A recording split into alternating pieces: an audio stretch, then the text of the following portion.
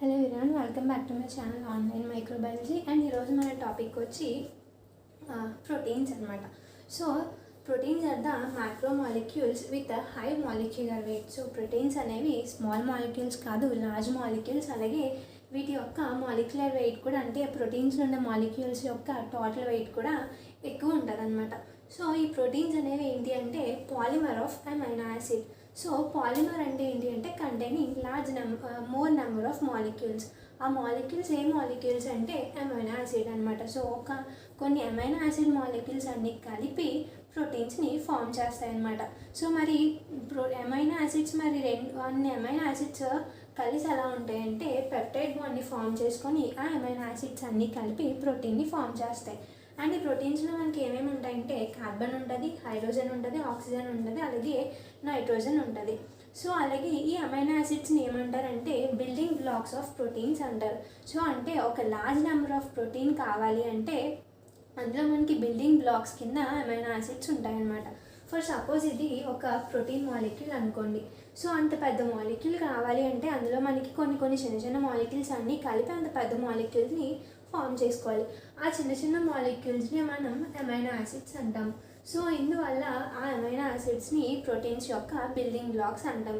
For suppose ప్రోటీన్స్ని తీసుకున్నామంటే అవి hydrolysis జరిగినప్పుడు ముందు పెప్టైడ్స్ కింద కన్వర్ట్ అవుతాయి.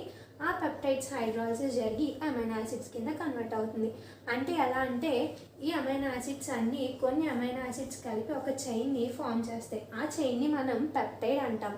సో అలా కొన్ని మోర్ నెంబర్ ఆఫ్ పాలీపెప్టైడ్స్ అన్నీ కలిపి ఒక ప్రోటీన్ని ఫామ్ చేసింది అనమాట.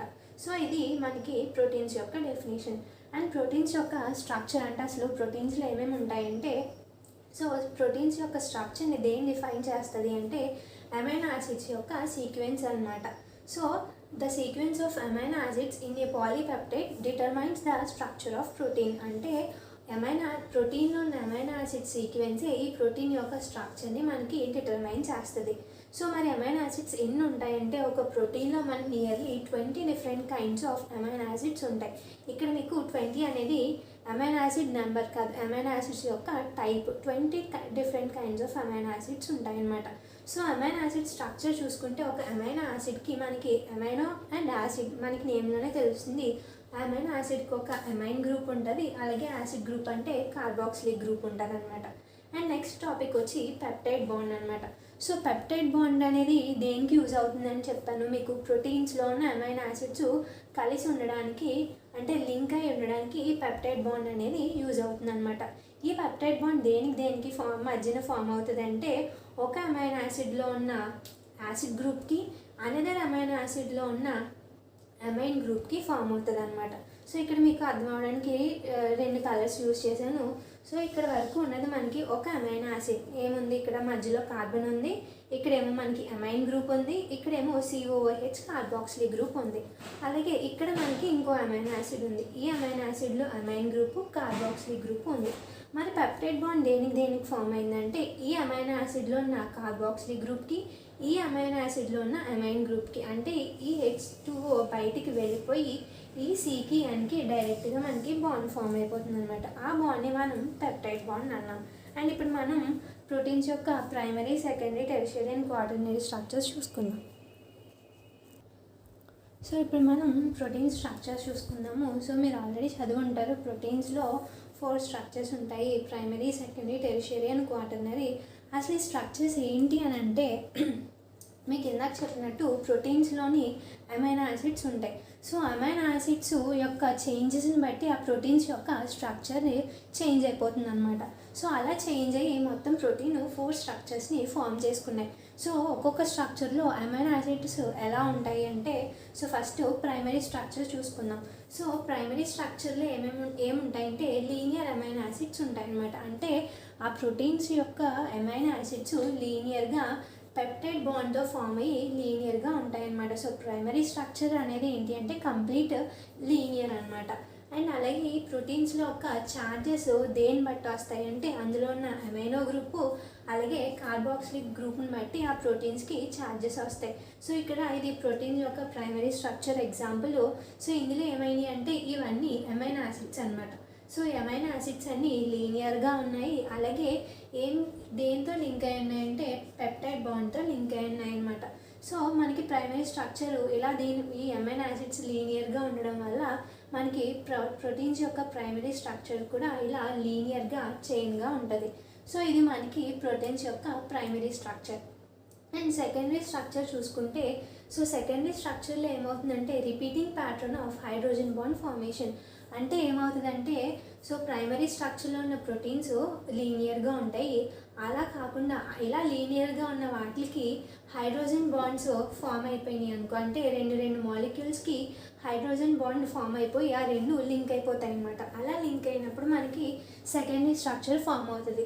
సో అలాగే మనకి ఒక హైడ్రోజన్ బాండే కాదు, repeating pattern of hydrogen bonds, అంటే more number of hydrogen bonds form అవుతాయి. అసలు హైడ్రోజన్ బాండ్స్ ఎందుకు ఫామ్ అవుతాయి, ఇందులో సెకండరీ స్ట్రక్చర్లో ఉన్న వేరియేషన్స్ ఏంటి అంటే, ఇందులో మనకి ఆల్ఫా హెలిక్స్ ఉంటుంది, బీటా హెలిక్స్ ఉంటుంది.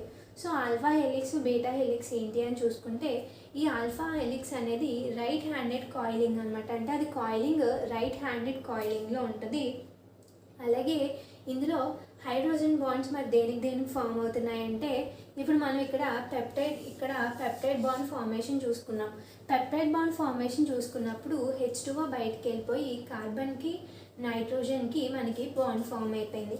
బాండ్ ఫామ్ అయిపోయినప్పుడు ఇంకా మనకి మిగిలిన ఏమున్నాయి, ఈ కార్బన్లో డబుల్ బాండ్ O ఉంది, ఈ నైట్రోజన్ ఎమైన్లో H ఉంది. సో మనకి హైడ్రోజన్ బాండ్ దేనికి ఫామ్ అవుతుంది అంటే, ఇందులో ఉన్న ఆక్సిజన్కి ఇందులో ఉన్న హైడ్రోజన్కి హైడ్రోజన్ బాండ్ ఫామ్ అయిపోతుంది అనమాట. ఫామ్ అయిపోవడం వల్ల ఆ రెండు లింక్ అయిపోయి ఉంటున్నాయి. సో ఇక్కడ hydrogen bond forms between the oxygen of C double bond O of each peptide bond in the strand and hydrogen of the NH group of the peptide bond. అంటే ఒక peptide బాండ్లో ఉన్న C double bond Oకి అలాగే NHకి మనకి hydrogen bond form అవుతుంది. So for suppose దేనికి form అవుతుంది అంటే, ఇప్పుడు ఇది ఒక పెప్టైడ్ చైన్ అనమాట. సో ఆ సింగిల్ చైన్లో ఇక్కడ మనకి ఎగ్జాంపుల్కి 4 అమైనో యాసిడ్స్ తీసుకున్నప్పుడు ఈ ఫస్ట్ పెప్టైడ్ బాండ్లో ఉన్న డబుల్ బాండ్ ఓకి, ఈ ఫోర్త్ పెప్టైడ్ బాండ్లో ఉన్న హెచ్కి మనకి హైడ్రోజన్ బాండ్ ఫామ్ అయిపోతుంది. సో ఫామ్ అయిపోయినప్పుడు మనకి ఇక్కడ ఏమవుతుందంటే, ఈ హైడ్రోజన్ బాండ్ ద్వారా లింక్ అయిపోతున్నాయి అనమాట. సో అలా ఒక పెప్టైడ్లో ఫస్ట్ అమైనో యాసిడ్కి ఫస్ట్ అమైనో యాసిడ్లో ఉన్న డబుల్ బాండ్ ఓకి, ఫోర్త్ అమైనో యాసిడ్లో ఉన్న హెచ్కి మనకి ఈ హైడ్రోజన్ బాండ్ అనేది ఫామ్ అవుతుంది. అలాగే ఈ హైడ్రోజన్ బాండ్ ఎక్కడ ఫామ్ అవుతుంది, ఒక పెప్టైడ్ చైన్లో ఉన్న డిఫరెంట్ అమైనో యాసిడ్స్కి ఫామ్ అవుతుంది. అలాగే ఇవన్నీ డిఫరెంట్ అమైనో యాసిడ్స్తో ఫామ్ అయిన హైడ్రోజన్ బాండ్స్ అనమాట. సో ఇది ఆల్ఫా హెలిక్స్. మరి బీటా హెలిక్స్ అంటే ఏంటి అంటే, ఇన్ బిట్వీన్ 2 స్ట్రాండ్స్. అంటే ఈ ఆల్ఫా హెలిక్స్ అయితే ఒకే స్ట్రాండ్లో ఉన్న డిఫరెంట్ అమైనో యాసిడ్స్కి హైడ్రోజన్ బాండ్ ఫామ్ అయింది. బీటా హెలిక్స్లో అయితే ఇదొక స్ట్రాండ్ అలా డిఫరెంట్ స్ట్రాండ్స్కి మధ్యన హైడ్రోజన్ బాండ్ ఫామ్ అవుతుంది అనమాట. సో ఇక్కడ ఏమవుతుందంటే, స్ట్రాండ్స్ లై సైడ్ బై సైడ్, అంటే ఇలాంటి రెండు పెప్టైడ్ స్ట్రాండ్స్ ఒకదాని పక్కన ఒకటి ఉంటాయి. అప్పుడు ఈ పెప్టైడ్ బాండ్లో ఉన్న హైడ్రోజను, ఈ పెప్టైడ్ బాండ్లో ఉన్న ఆక్సిజన్ కలిపి మనకి హైడ్రోజన్ బాండ్ ఫామ్ అవుతుంది. సో అయితే ఆ 2 స్ట్రాండ్స్ ప్యారలల్గా ఉండొచ్చు, యాంటీ ప్యారలల్గా కూడా ఉండొచ్చు. అంటే ఈ 2 స్ట్రాండ్స్ ఒకే డైరెక్షన్లో ఉంటే వాటిని ప్యారలల్ అంటారు, డిఫరెంట్ డైరెక్షన్స్లో ఉంటే దాన్ని యాంటీ ప్యారలల్ అంటారు. సో మరి యాంటీ ప్యారలల్ స్ట్రాండ్ కన్నా యాంటీ ప్యారలల్ స్ట్రాండ్ అనేది మనకి స్టేబుల్గా ఉంటుంది అనమాట. ఎందుకు అంటే, రెండు యాంటీ ప్యారలల్గా ఉండడం వల్ల మనకి స్ట్రాంగ్ హైడ్రోజన్ బాండ్ ఫామ్ అవడం వల్ల ప్యారలల్ స్ట్రాండ్తో కంపేర్ చేసుకుంటే యాంటీ ప్యారలల్ స్ట్రాండ్ అనేది మోర్ స్టేబుల్గా ఉంటుంది. సో ఇది మనకి ప్రోటీన్స్ యొక్క primary and secondary structures. And ఇప్పుడు మనం ప్రోటీన్స్ యొక్క టెరిషరీ అండ్ క్వాటర్నరీ స్ట్రక్చర్ చూసుకుందాం. సో టెరిషరీ స్ట్రక్చర్లో మనకి ఏం ఎక్స్ప్లెయిన్ చేస్తుందంటే, ప్రోటీన్ యొక్క 3 డైమెన్షనల్ కన్ఫర్మేషన్ అనమాట. అంటే ప్రోటీన్స్ యొక్క 3 డైమెన్షన్స్లో ప్రోటీన్స్ యొక్క స్ట్రక్చర్ ఎలా ఉన్నది అని మనం టెరిషరీ స్ట్రక్చర్లో చూసుకుందాం. అండ్ ఇక్కడ ఏమవుతుందంటే, మనకి సెకండరీ స్ట్రక్చర్లో ఆ సెకండరీ స్ట్రక్చర్ ఎందుకు వచ్చింది, మనకి అమైనో యాసిడ్స్ మధ్యన మనకి హైడ్రోజన్ బాండ్ ఫామ్ అవడం వల్ల వచ్చింది. మరి టెరిషరీ స్ట్రక్చర్ ఎందుకు వస్తుందంటే, అమైనో యాసిడ్స్ మధ్యన హైడ్రోఫోబిక్ ఎలక్ట్రోస్టాటిక్ ఇంటరాక్షన్స్ వల్ల మనకి ఆ సెకండరీ స్ట్రక్చర్ కాస్త మనకి టెరిషరీ స్ట్రక్చర్ కింద కన్వర్ట్ అవుతుంది అనమాట. అలాగే ఈ టెరిషరీ స్ట్రక్చర్లో మనకి కోవలెంట్ డైసల్ఫైడ్ బాండ్స్, అంటే 2 సల్ఫైడ్స్ ఉన్న బాండ్స్ అమైనో యాసిడ్కి మధ్యన ఫామ్ అవుతున్నాయి అనమాట. సో మరి ఎలా ఫామ్ అవుతున్నాయంటే, amino acid residues containing at a specific distance. అంటే రెండు అమైనో యాసిడ్ రెసిడ్యూస్ ఒక పర్టికులర్ డిస్టెన్స్ ఉన్నప్పుడు ఆ రెండింటికి మధ్యన మనకి ఈ డైసల్ఫైడ్ బాండ్స్ ఫామ్ అవుతున్నాయి. అలాగే ఈ టెరిషరీ స్ట్రక్చర్లో మనకి ప్రోటీన్స్ ఎలా ఉంటాయంటే గ్లోబ్యూల్స్ ఫామ్లో ఉంటాయి. అందుకే దాన్ని గ్లోబ్యులార్ ప్రోటీన్ అన్నాం. సో ఆ గ్లోబ్యులార్ ప్రోటీన్లో మనకి హైడ్రోఫోబిక్ రెసిడ్యూస్, హైడ్రోఫిలిక్ రెసిడ్యూస్ ఉంటాయి. సో హైడ్రోఫోబిక్ అంటే వాటర్తో రియాక్ట్ అవ్వనివి. అవి ఎక్కడ ఉంటాయంటే ప్రోటీన్స్ యొక్క ఇన్సైడ్ అనమాట. ఈ లోపల మనకి హైడ్రోఫోబిక్ ఉంటాయి, ఈ సర్ఫేస్ మీద మనకి హైడ్రోఫిలిక్ రెసిడ్యూస్ ఉంటాయి. అండ్ ఇక్కడికి మనం చూసుకుంటే ప్రోటీన్స్ యొక్క టెరిషరీ స్ట్రక్చర్ అనమాట. ఇది గ్లోబ్యులార్గా ఉంది. అలాగే ఈ అమైనో యాసిడ్కి డైసల్ఫైడ్ బాండ్, అంటే ఇక్కడ డైసల్ఫైడ్ బాండ్ ఉంటుంది అనమాట. ఇది మనకి ప్రోటీన్ యొక్క tertiary structure. And quaternary structure చూసుకుంటే interactions of one or more subunits to become functional. అంటే ఏంటి అంటే మనకి ఒక రెండు పాలీపెప్టైడ్ చైన్స్ ఆర్ రెండు సబ్ యూనిట్స్ ఉన్నప్పుడు ఆ రెండు కలిస్తే మనకి ప్రోటీన్ ఫంక్షన్ పర్ఫామ్ చేయగలదు అనమాట. అలా రెండు సబ్ యూనిట్స్ కలిపి దాన్ని ఒక స్ట్రక్చర్ కింద ఫామ్ చేసుకుంటే దాన్ని క్వాటర్నరీ స్ట్రక్చర్ అంటాం. అలాగే ఇక్కడ మరి సబ్ యూనిట్స్ కలవడానికి ఏ ఫోర్సెస్ అంటే టెరిషరీ స్ట్రక్చర్లో ఉన్న హైడ్రోఫోబిక్, ఎలక్ట్రోస్టాటిక్ ఫోర్సెస్ మనకి క్వాటర్నరీ స్ట్రక్చర్లో కూడా యూజ్ అవుతుంది అనమాట. ఈ క్వాటర్నరీ స్ట్రక్చర్ యొక్క డెఫినేషన్ చూసుకుంటే spatial arrangement of sub units in a protein that consist of more than one polypeptide chain. అంటే రెండు పాలీపెప్టైడ్ చైన్స్ ఉన్నప్పుడు ఆ రెండు ఒక పర్టికులర్ స్పేస్తో డివైడ్ అయినప్పుడు ఆ రెండింటికి మధ్యన మనకి ఫోర్సెస్ వల్ల ఈ క్వాటర్నరీ స్ట్రక్చర్ ఫామ్ అవుతుంది. ఫర్ సపోజ్ ఇది చూసుకుంటే ఇదొక సబ్ యూనిట్, ఇదొక సబ్ యూనిట్ అనమాట. ఈ రెండు సబ్ యూనిట్స్ కలిపి మనకి ఒక స్ట్రక్చర్ ఫామ్ అయింది. ఆ స్ట్రక్చర్నే మనం క్వాటర్నరీ స్ట్రక్చర్ అని అంటారు. సో ఇక్కడితో మనకి ప్రోటీన్ యొక్క స్ట్రక్చర్ కంప్లీట్ అయింది. అండ్ మనం ప్రోటీన్స్ యొక్క ఫంక్షన్స్ చూసుకుందాం. అండ్ ఇప్పుడు మనం ఫంక్షన్స్ చూసుకుంటే మనకి ప్రోటీన్స్ అంటే డైరెక్ట్ ప్రోటీన్ ఫామ్లో ఉండవు. సో ప్రోటీన్స్ అనేవి ఇప్పుడు ఎంజైమ్స్, హార్మోన్స్ అండ్ యాంటీబాడీస్ చూసుకుంటే అవి ప్రోటీన్స్తో మేడప్ అయి ఉన్నాయి. సో ఎంజైమ్స్ అనేది మనకి రియాక్షన్స్ జరపడానికి అండ్ హార్మోన్స్ అండ్ యాంటీబాడీస్ ద్వారా మనకి ప్రోటీన్స్ యూజ్ అవుతాయి. అలాగే structural components. So structural components అంటే హెయిర్లో కెరాటిన్ ఫామ్లో, అలాగే బోన్స్లో కలాజన్ ఫామ్లో ఈ ప్రోటీన్స్ మనకి యూజ్ అవుతాయి. అలాగే intermediates for the gene expression. For example gene expression అంటే ఇప్పుడు జీన్స్ ఎక్స్ప్రెస్ అవ్వాలంటే ఫస్ట్ డిఎన్ఏ ఆర్ఎన్ఏ కింద కన్వర్ట్ అవ్వాలి. ఈ ఆర్ఎన్ఏ మనకి ప్రోటీన్ కింద కన్వర్ట్ అయ్యి ఆ యొక్క డిఎన్ఏలో ఉన్న జీన్ ఎక్స్ప్రెషన్కి యూజ్ అవుతుంది. అలాగే బ్లడ్ ప్రోటీన్, హిమోగ్లోబిన్ ద్వారా ఆక్సిజన్, కార్బన్ డైఆక్సైడ్ సర్క్యులేషన్ కూడా యూజ్ అవుతున్నాయి. అలాగే మనకి ప్లాజ్మాలో ఉండే ప్రోటీన్ మనకి బ్లడ్ సర్క్యులేషన్ని కంట్రోల్ చేస్తుంది.